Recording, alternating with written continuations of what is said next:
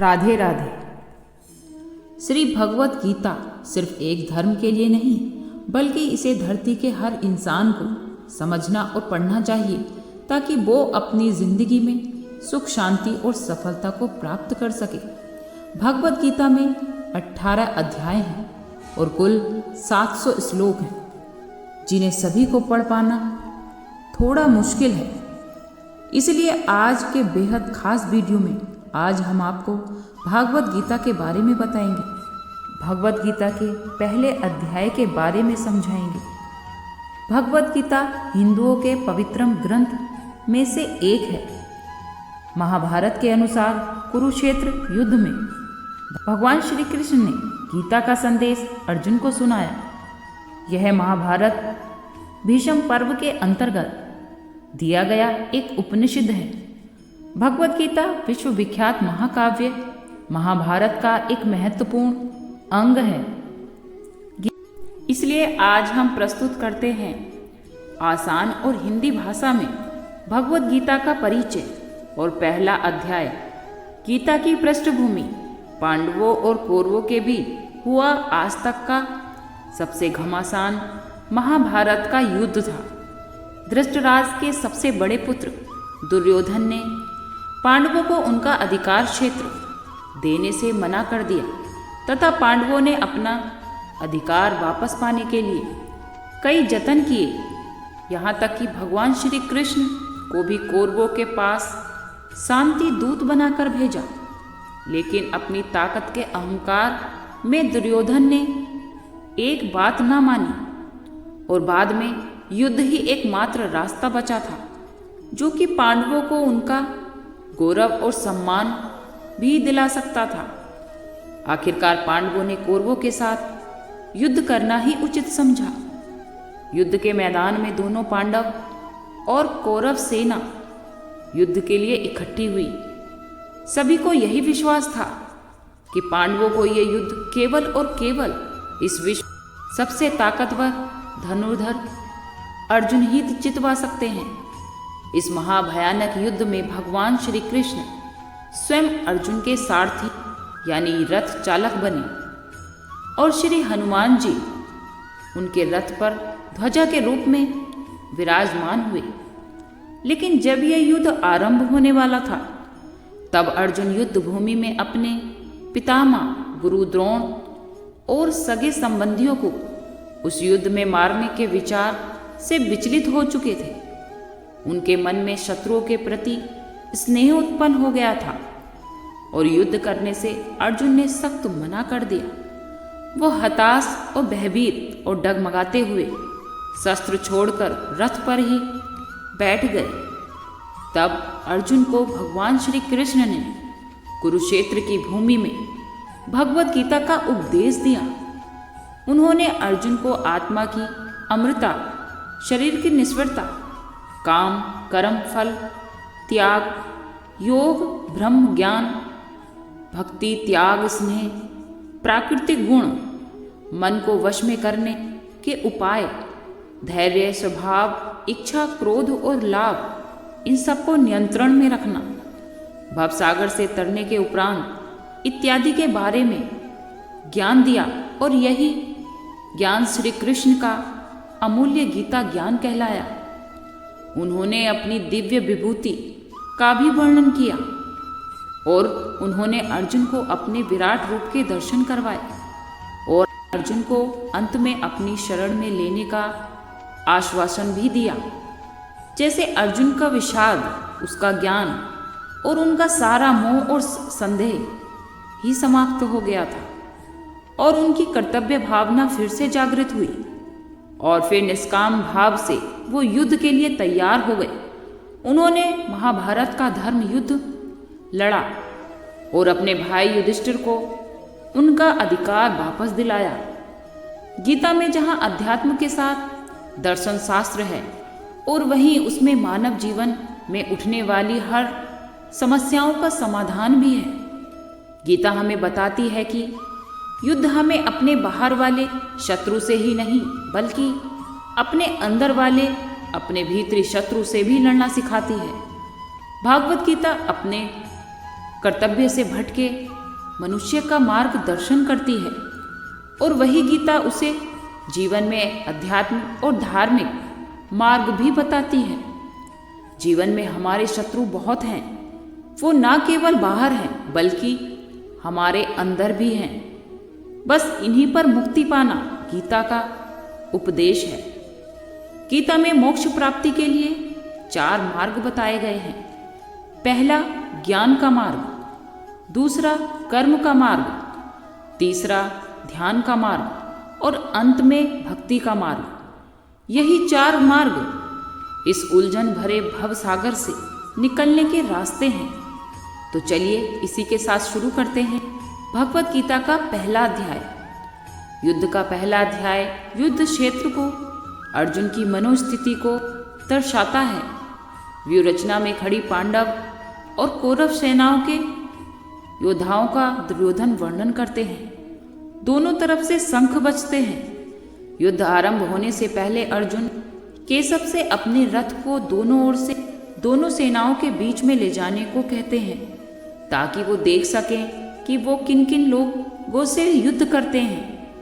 अर्जुन अपने पितामह और गुरुजन अन्य सगे संबंधियों को अपने सामने खड़ा देख मोहग्रस्त हो जाते हैं। हताशा के कारण वो युद्ध लड़ने से मना कर देते हैं। तब धृतराज संजय से पूछते हैं कि हे संजय, जब मैं और मेरे बड़े भाई पांडु के पुत्र युद्ध भूमि में युद्ध की इच्छा से एकत्रित हुए तो उन्होंने क्या किया? तब संजय ने उत्तर दिया, महाराज, जब दुर्योधन ने पांडव सेना को व्यूह रचना में खड़ा देखा तो वो बोला, इस विशाल सेना को देखिए जिसके व्यूह आकार को आपके बुद्धिमान शिष्य राजा द्रुपद के पुत्र दुष्टद्युम्न ने रचा है। इस सेना में अर्जुन और भीम जैसे कई महारथी हैं।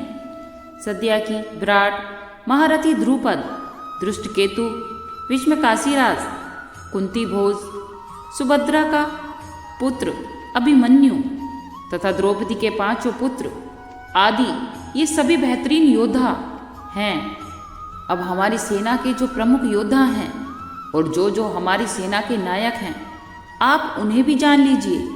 भीष्म, द्रोणाचार्य, कर्ण, अश्वत्थामा, विकर्ण और सोमदत्त का पुत्र भूरिश्रवा, ये सब हमें युद्ध जितवा सकते हैं। और इनके अलावा भी और कई योद्धा हैं जो मेरे लिए मरने को तैयार हैं।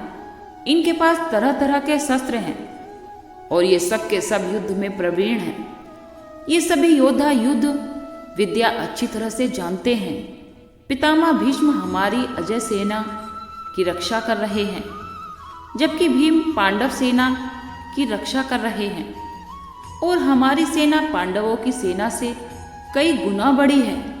फिर भी आप सब लोग सभी मोर्चों पर डटे रहकर हमारी सेना के सेनापति मामा भीष्म की सब ओर से रक्षा करो। तब दुर्योधन को आश्वासन देने के लिए भीष्म पितामह सिंह की तरह गरजे और जोर से अपना शंख बजाया। युद्ध के मैदान में ढोल, नगाड़े, शंख चारों ओर से बजने लगे, जिस कारण चारों ओर बड़ी जोर का शोर होने लगा। तब श्री कृष्ण, अर्जुन और सभी पांडवों ने सभी ने अपने दिव्य शंख बजाए। श्री कृष्ण ने अपना 5 जन्य शंख और अर्जुन ने अपना दिव्य दंत शंख बजाया। काशीराज, शिखंडी, द्रुपद, दुष्टद्युम्न और अभिमन्यु और द्रौपदी के 5 पुत्र सबने भी अपने अपने शंख बजाए। उन शंखों की भयानक आवाज ने आसमान में गूंजते हुए आपके पुत्र यानी धृतराज के पुत्र और उनके पक्ष के सभी लोगों में डर पैदा कर दिया। अर्जुन का रथ सबसे श्रेष्ठ था, उसमें सफेद घोड़े जुड़े हुए थे। उसकी ध्वजा पर भगवान हनुमान जी विराजमान थे और भगवान श्री कृष्ण स्वयं अर्जुन के सारथी थे। जब युद्ध शुरू होने वाला था और शस्त्र लगभग चलने वाले थे, तब अर्जुन ने कौरवों से धृतराष्ट्र के पुत्रों और संबंधियों देख अपना धनुष उठाया और केशव से कहा, हे केशव, मेरे रथ को दोनों सेनाओं के बीच खड़ा करो ताकि मैं उन योद्धाओं को देख सकूं जिनके साथ मुझे युद्ध लड़ना है। मैं उन सभी लोगों को देखना चाहता हूं जो यहाँ युद्ध लड़ने के लिए आए हैं और जो इस युद्ध में दुष्ट बुद्धि वाले दुर्योधन का साथ देने आए हैं। अर्जुन के ऐसा कहने पर श्री कृष्ण ने उनके रथ को दोनों सेनाओं के मध्य खड़ा कर दिया। भीष्म, द्रोण और अन्य सभी योद्धाओं के सामने खड़ा कर दिया और अर्जुन से कहा, लो पार्थ, ये सब इकट्ठे खड़े कौरवों को अच्छी तरह से देख लो, क्योंकि इन सभी के साथ तुम्हें युद्ध करना है। लेकिन अर्जुन ने वहां क्या देखा? उसने देखा दोनों सेनाओं में उसके गुरु, दादा, मामा, भाई, पुत्र, पौत्र और अनेक शुभचिंतक भी खड़े हैं। जब अर्जुन ने अपने बांधव बंधुओं को सामने तैयार खड़े देखा, वो बहुत भावुक और कमजोर हो गए और बोले, हे केशव, युद्ध की इच्छा रखने वाले इन मित्रों और संबंधियों को देखकर मेरे अंदर मोह का एहसास हो रहा है। मेरे अंग ढीले पड़ रहे हैं, मेरा मुंह सूख रहा है और मेरे रोंगटे भी खड़े हो रहे और मेरा धनुष बाण भी मेरे हाथों से गिर रहा है। मेरी सारी त्वचा जल रही है, मेरा मन चक्कर खा रहा है और मैं खड़ा भी नहीं हो पा रहा हूं। मैं इस युद्ध में अपने ही सगे संबंधियों को मारने में कोई भलाई नहीं समझता। मुझे ना ही लड़ाई चाहिए और ना ही राज्य और ना ही सुख चाहिए, क्योंकि ऐसे राज्य से, ऐसे सुख भोग से, यहाँ तक कि हम जिंदा रहकर भी क्या करेंगे, क्योंकि जिन गुरु, दादा, मामा, पुत्र और पौत्र तथा संबंधियों के लिए राज्य भोग और सुख चाहते हैं, वह तो सब धन और प्राणों का मोह त्याग कर ये युद्ध मरने के लिए तैयार खड़े हैं। तीनों लोगों के राज्य के लिए भी मैं इन सब लोगों को मारने के लिए तैयार नहीं हूं। फिर पृथ्वी के इस छोटे से राज्य के लिए मैं इन्हें कैसे मार सकता हूं? चाहे फिर ये सब मुझे ही क्यों ना मार दे। धृतराष्ट्र के इन पुत्रों को मारने से हमें भला क्या सुख मिलेगा? हमें क्या लाभ मिल सकता है?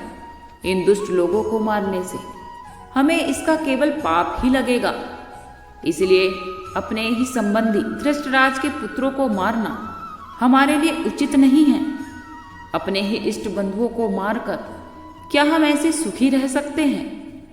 ये ठीक है कि लोगों के मन में लोभ लालच भरा है, इसलिए ये सब ना तो परिवार का विनाश और ना ही मित्रों से विद्रोह करना के पाप को देख पा रहे हैं।